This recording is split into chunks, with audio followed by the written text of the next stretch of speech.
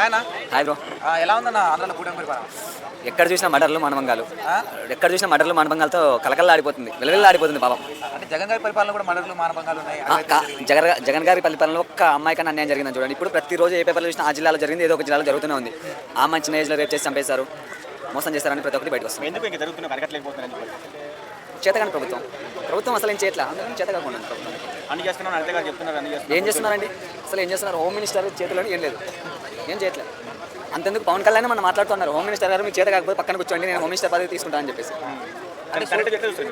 నేను చెప్తున్నా కరెక్టే, పవన్ కళ్యాణ్ గారు మాట్లాడుతున్నా కరెక్టే కదా. వాళ్ళ ప్రభుత్వంలో అండి, వాళ్ళ ప్రభుత్వంనే అంటున్నారు. అంటే సోషల్ మీడియా వైసీపీ యాక్టివిస్ట్ని అరెస్ట్ చేయడం ఎలా చూస్తున్నారు?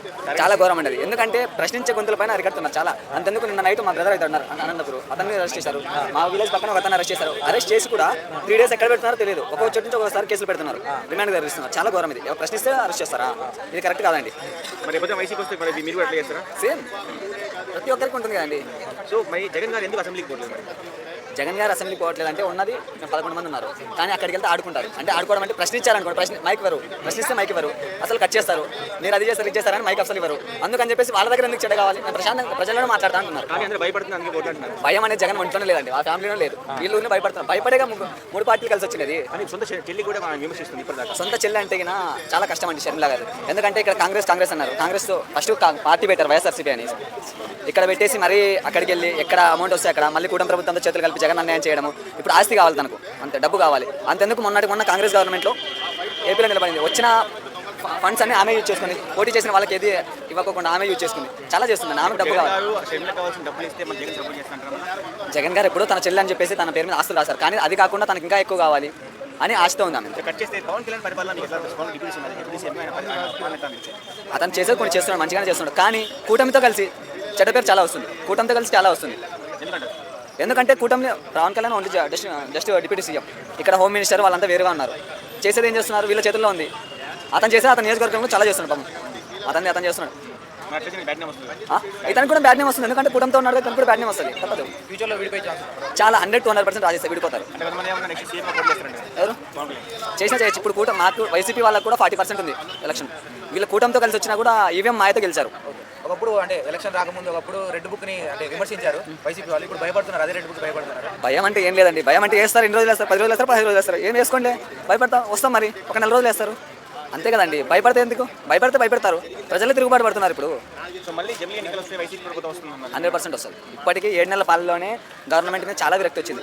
సూపర్ 6 అన్నారు, ఎక్కడ చేస్తున్నారు సూపర్ 6? ఒక్క దాంట్లో సూపర్ 6 చూపించండి. ఫ్రీ గ్యాస్ అన్నారు, ఉచిత బస్సు అన్నారు, ఏం లేదు.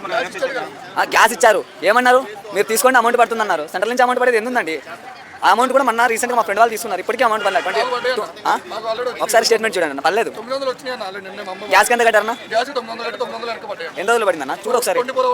పర్లేదు అంటే పడట్లేదు, చాలా మంది పడట్లేదు.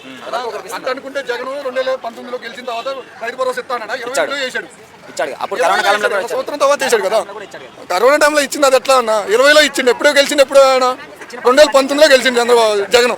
కానీ నువ్వు జగన్ గెలిచినప్పుడు సంవత్సరం ఎమ్మడి ఇవ్వచ్చు కదన్నా. ఇప్పుడు చంద్రబాబు వచ్చి 7 నెలల ముందే నువ్వు మాట్లాడుతున్నావు అంటే ఇంకెట్లా అన్న? చంద్రబాబు వచ్చి 7 నెలలు కదా, అంత ముందు పెడతామన్నా. తొందరపడితే ఆ నుంచి వస్తుందన్నా, ఇస్తామన్నా. తొందర ఎందుకన్నా? ఇప్పుడు అదే 2019లో జగన్ గెలిచిందన్న. గెలిచినప్పుడు 2020లో ఎందుకు రైతు భరోసా వేసాడు? అప్పుడే వేయచ్చు కదా. ఆడన్నా 20లో వేసాను, 20 జనంగా వేసింది. జగన్ భయపడ్డాడు అన్న, ఎందుకు వస్తాడు? నువ్వు అసలు అసెంబ్లీకి అడుగు పెట్టండి, మైక్ ఎట్టిస్తాను. ఇంట్లో కూర్చొని గతంలో చంద్రబాబు నాయుడు గారిని ఆడుకున్నాడు. ఇప్పుడు చంద్రబాబు నాయుడు అంతకుముందు మైక్ ఇచ్చాడు అన్న 23 సీట్లకి. అంతా భయపడతా అన్న జగన్. ఇప్పుడు ఇంకా ఇంట్లో కూర్చొని ఆ కొత్త మీడియాలో పెట్టుకుని ఆ చిన్న మైక్ తో మాట్లాడతాం కదా, అసెంబ్లీకి రావాలి కదా. చంద్రబాబు ఓడిపోయిన తర్వాత 2 సంవత్సరాలు మీడియా ముందుకు రాడు. జగన్ ఓడిపోయిన తర్వాత వెంటనే 2 నెలలుగా మీడియా ముందుకు వచ్చి ధైర్యంగా మాట్లాడుతున్నాడు, ప్రజలకు వచ్చి మాట్లాడుతున్నాడు. వాలంటీర్ వ్యవస్థ ఏం చేసినట్టు చంద్రబాబు నాయుడు గారు? వాలంటీర్ తెస్తాడన్న, దాంట్లో అయిపోయింది వాలంటీర్.